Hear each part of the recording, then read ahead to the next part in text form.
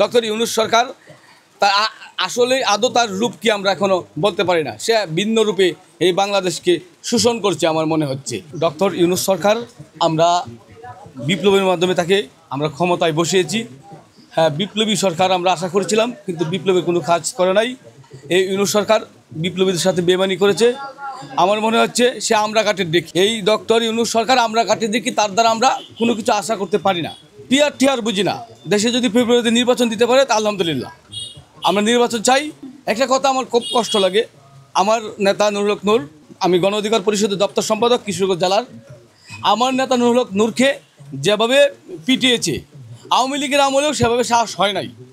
এখন আমার কথা হচ্ছে, আপনি জিএম কাদেরকে পুলিশি প্রোটোকল দিয়ে বাঁচাবেন আর আমার নেতাকে এই পিটাবেন, এটা আপনাকে সাহস খেয়ে দিয়েছে এবং সেটার সুষ্ঠু বিচার না হলে আমরা রাজপথ ছাড়ব না।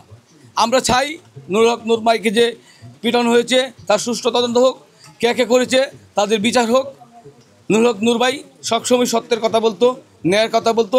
নুরুল হক নূর ভাইয়ের আদর্শে আমরা আদর্শিত।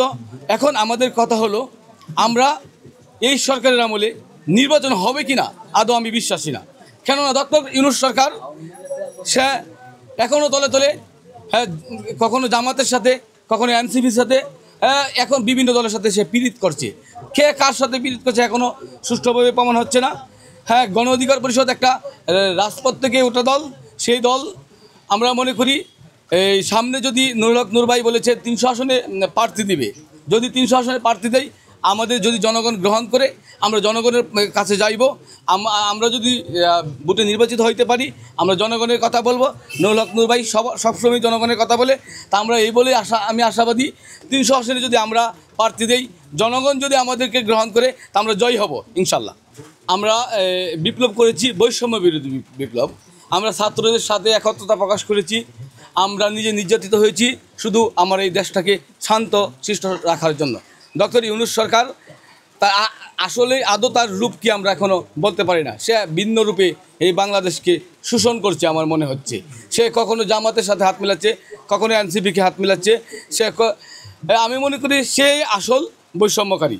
সে আমাদেরকে বৈষম্য রেখেছে, গণ অধিকার পরিষদকে বৈষম্য রেখে সে যে বিদেশ পাড়ি দিয়েছে।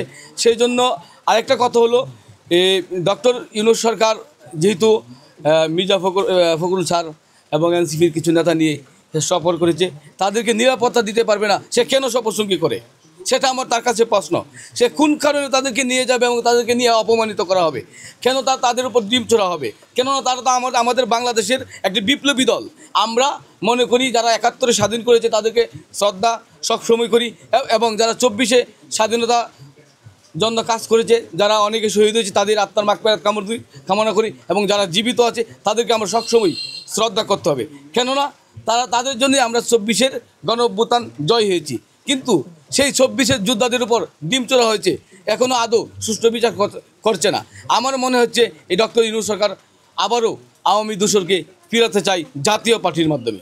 উনি আমাদের আশ্বাস দিয়েছেন আমাদের নুরুল হক নূর ভাইকে বিদেশি চিকিৎসা করাবেন, কিন্তু উনি যখন আমাদেরকে করেন নাই, আমরা তো নিজ ইচ্ছা যাইতে পারবো না। যেহেতু আমরা বিচারই পাই নাই তার কাছে, আমরা বিচার চেয়েছি, বিচার পাই নাই, তার কাছে চিকিৎসার জন্য কেন যাব?